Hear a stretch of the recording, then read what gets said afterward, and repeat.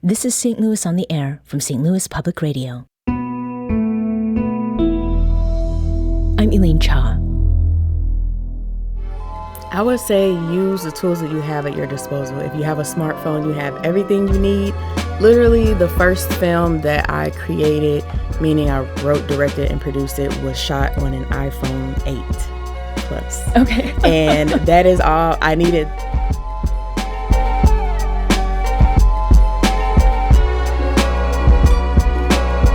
Film is a medium that takes you places. Sometimes that's far away, others it's near. So near, you feel it in your heart and see it around you.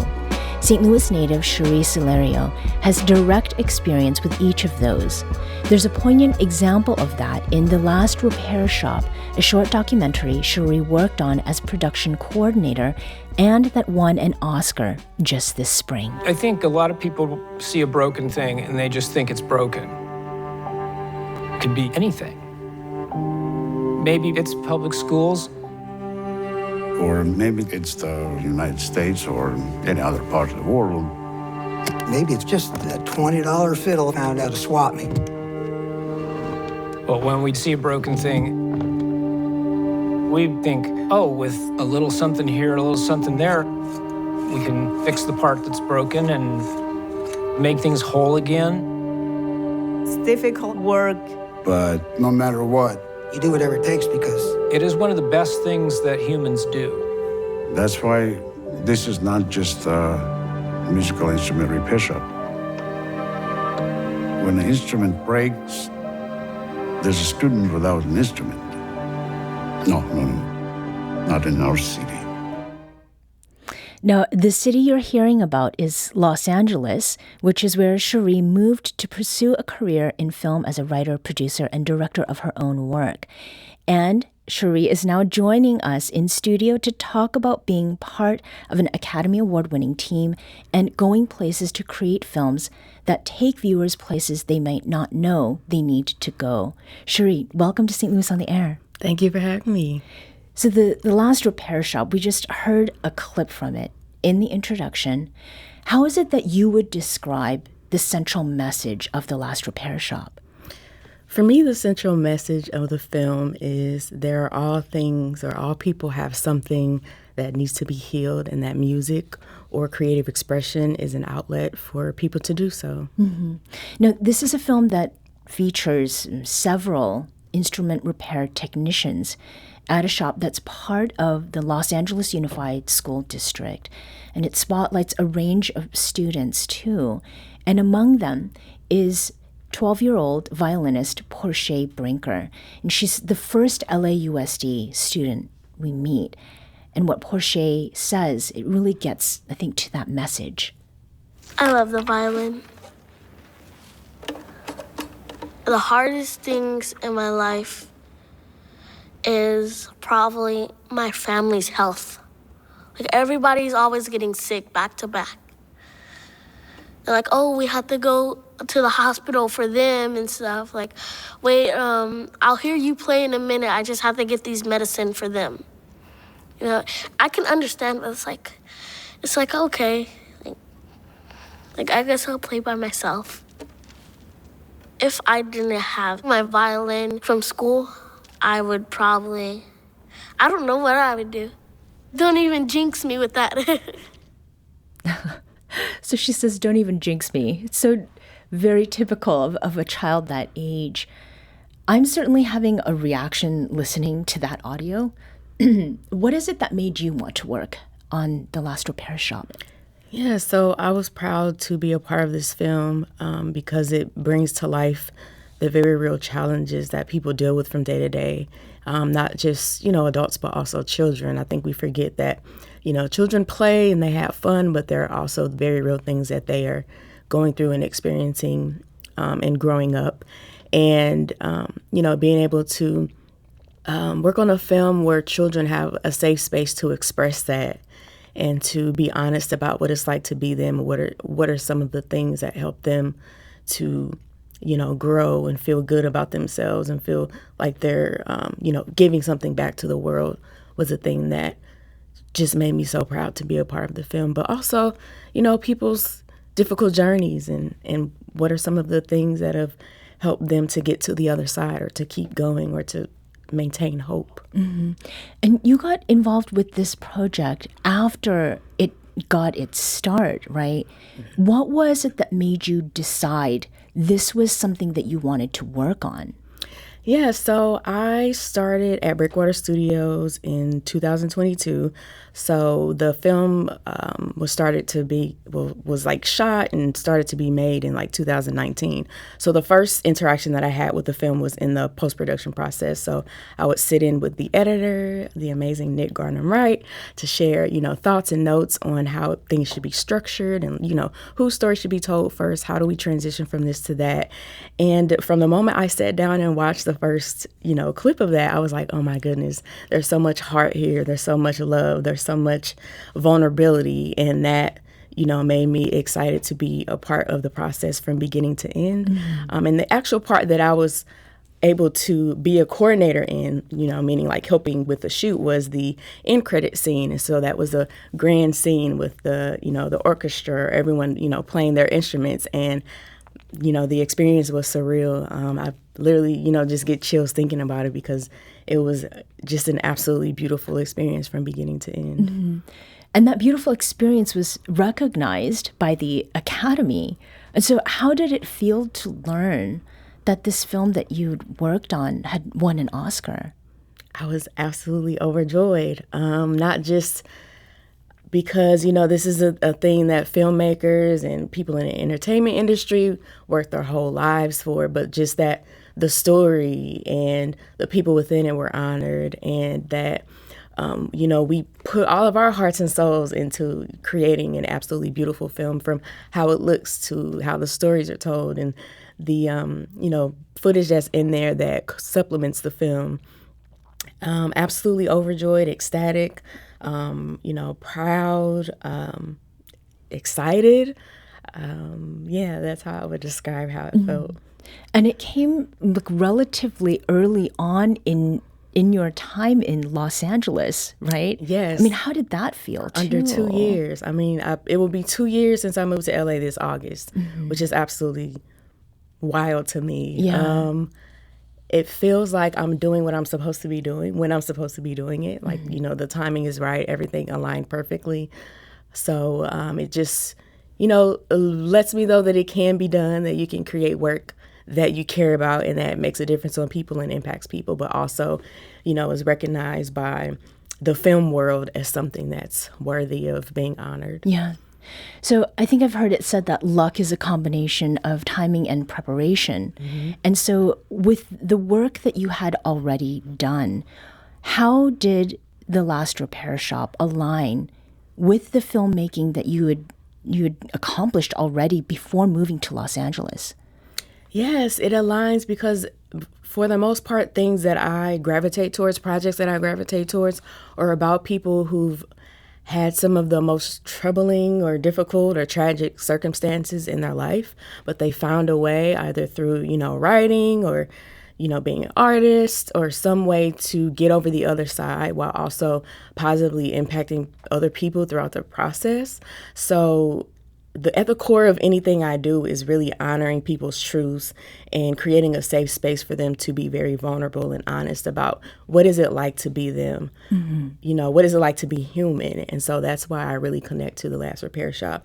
I mean, I can go little bit by bit for, each person who's in the film and connect with them in some type of way as far as my personal journey. Yeah.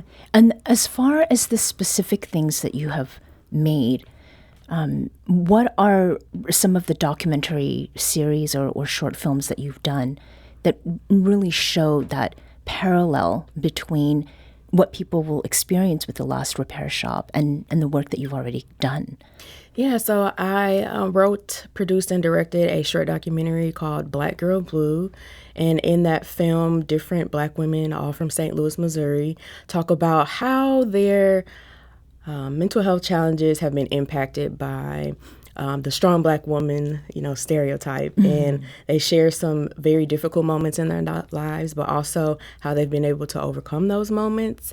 And therapists also share some insights into the particular mental health challenges that Black women face, but also, what are some tools and ways of caring for yourself. So it aligns with The Last Repair Shop in that it's very vulnerable, it's very raw, but it also offers hope. It offers inspiration for, keeping on going. And it's just a very heartfelt and personal piece. Mm-hmm.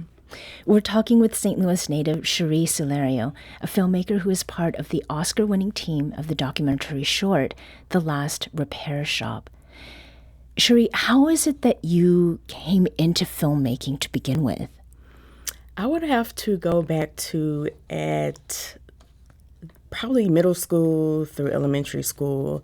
I grew up in a neighborhood where there weren't too many people who looked like me. Mm-hmm. So I often felt, I describe it as an other or out of place. People or classmates will make comments to me like, you're ugly because you're Black. Or I had a classmate like sniff me one time and was like, oh, you smell good. I thought Black people stink. So I was constantly aware of how I was being perceived, which, led to a little bit of anxiety, understandably. Mm-hmm. And so I needed an outlet, a place to feel safe. And that was often, writing in my journal, reading fictional books. But when my parents purchased a camcorder to record my younger brothers, football games, I would take that camcorder when everyone would leave the house, and I would record myself dancing, singing, reciting monologues, and that just became my safe space where I could just be myself 100% without, being concerned about how I was being perceived or what people were thinking about me. And then another outlet was also watching films and television shows, music videos from literally sunset to sunrise. And that's just where I felt comfortable. And so after that, I learned about merging my love of film and writing at undergrad in St. Louis University. Mm-hmm. And I took a screenplay class, and from there I was like, okay, this is something that I absolutely have to do because this is all of me poured into this one medium. And so that's when I decided that this is something I wanted to keep going. Mm-hmm. So it really did start at home. Yes. And here in St. Louis, yes, at St. Louis University. Mm-hmm. St. Louis has been building its profile as a place that welcomes and supports filmmaking. At the same time, it struggles to raise up and retain homegrown talent, particularly in its film and video production industry. And you're a little bit of an example of that, perhaps. And is that why you felt that you needed to leave for another place, and specifically for Los Angeles? For me, I think it's a mix of things. So my parents tell me that when I was a little girl, I would always talk to them about California, and, that's the place where I wanted to be. Like, I remember checking out a book from the library about California. I may or may not still have that book. Okay. But I was just always felt drawn to it. I don't know if it was a name, knowing there were palm trees, but I've always been drawn to the place, and it's always felt like somewhere that I needed to be. So I guess I was kind of called there.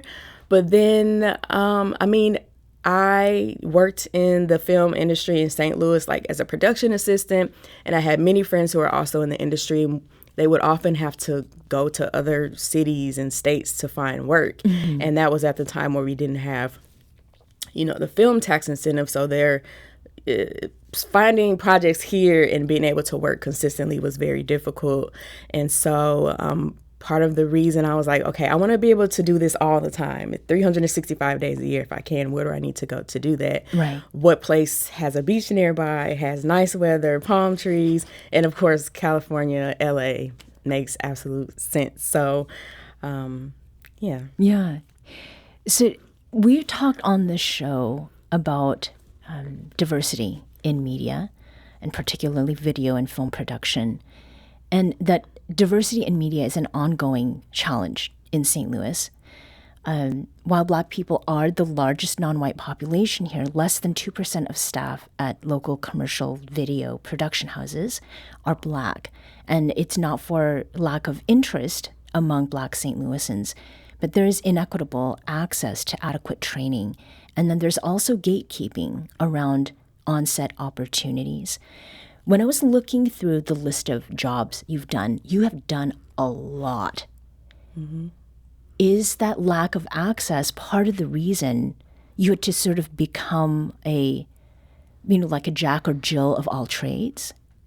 I would say 100% yes. If there aren't opportunities available in one area, then I have to pivot because, either I'm working or I'm not. And so it's also partly because I was interested in those things. Honestly, for a while, it was difficult to put roots here and a foundation to really do all the things I wanted to do in film. So I was like, okay, what other creative opportunities are there available that I can, tap into? And, communications, public relations were some of those things. But yes, a huge issue is not having access to those opportunities. And I think a big part of that is people are used to working with who they work with, and they know that those people, have the skills or whatever, and they might be apprehensive of, giving someone else an opportunity or, seeing if someone else can do it or training someone else up. Mm-hmm. That's why I was very thankful for the Continuity STL program, because that program, which is focused on diversifying people in media, was like, okay, you all can do this. Let's give you the tools to do it. And but yes, it's definitely access to the tools, so like camera equipment, audio, all of that, as well as the training and the openness to say, okay, you have the ability, let's cultivate it. Mm-hmm. Something that we've talked about also on this show is about being from St. Louis, and that St. Louis you can't spell hustle without STL. So you're nodding. Do you think that being from St. Louis, from the Midwest, this particular part of the Midwest, has helped you in LA, of all places? I would say yes, 100%. Yeah, it in sure what has. Ways? Yeah. Well, we're in the show me state, so if you want someone to believe something, you have to become it. You have to make it happen. You have to bring it to life. And that is what has always been my experience of like my parents. Like, they're both hard workers. They've always made sure they had a job, if not two. That my siblings and I were taken care of, and just did whatever they had to make sure that everything was how it needed to be. And so I don't know, that there's in St. Louis, there's an air of, if you won't help, I'll make it happen myself. I'll find a way. I'll discover a way. And that ingenuity and independence is definitely something that I've learned being in St. Louis. And it's something that I carry with me in LA. Like, literally, the CEO of the company told me that I inspired an award called the Get Ish Done Award. GSD. That is just naturally me. If there's something I can do to make sure a task is done, okay, let's get it done. Like, what are we waiting for? Let's make it happen. And, that has 100% served me well. Mm-hmm. Would you ever come back to St. Louis to work, Sharee? Yes, I'm excited to come back to St. Louis to work. I'm actually, I would actually want to add to the film Black Girl Blue. So I'm planning and, securing funding to add to it, to come back and work with or film with the women who were originally in the film. And I've been talking to some other friends who are still here about projects. St. Louis is an easy place to film as far as when it comes to permits, getting permissions, and the fees for all the things. It's a low cost city to create and make in, and so I would love to come back here and work with other creatives to bring things life in this city where I was born and bred. Mm-hmm. So this interest in film, you said it was sparked by your experience of using a family camcorder. There may be some, I hope there are some who don't know what a camcorder is, because we're reaching young listeners. But shooting video today, obviously, is very different than it was when you were a kid, when I was a kid. And because we have these cameras, many of us in our pockets with our phones, that changes things too, right? Sharee, what message would you share with budding videographers out there? I would say use the tools that you have at your disposal. If you have a smartphone, you have everything you need. Literally, the first film that I created, meaning I wrote, directed, and produced it, was shot on an iPhone 8 Plus. Okay. And that is all. I needed that. I needed an editing program. You can use iMovie. You can use whatever you can find. But you have everything at your disposal to create what it is that you want to bring to life. And don't let anyone, not even yourself, tell you otherwise. You can do it. So, Sharee, as we wrap here, we will be showing the film that you were a part of, The Last Repair Shop, here in our space outside the public media commons. How will it feel to have people here in your hometown watching this piece that you were part of making? It feels incredible. It's an honor. It feels like everything that I've wanted to bring home. It feels like a gift to bring it home. And I hope that people here in St. Louis who watch it and also have dreams of working in film or in entertainment see that it's possible. Some things are happening in Missouri, like the tax incentive has come back right. to hopefully, allow the industry to build and grow and sustain itself. So that's my hope and dream, and it feels nice to bring something back that says, okay, this is what we can do.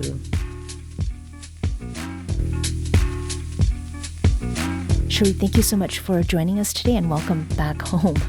Of course, thank you so much for having me. I really appreciate it.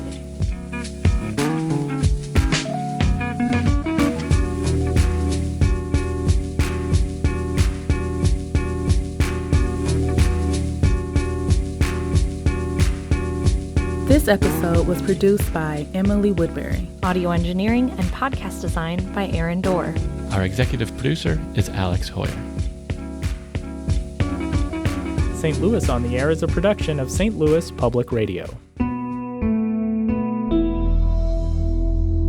Understanding starts here. Do you find yourself regularly listening to episodes of St. Louis on the Air? Suggest us to a friend you think might enjoy our conversations. And leave us a review and rating on Apple Podcasts on the App Store. It's the simplest way to help people discover our show. Thanks. St. Louis Public Radio is a member-supported service of the University of Missouri St. Louis.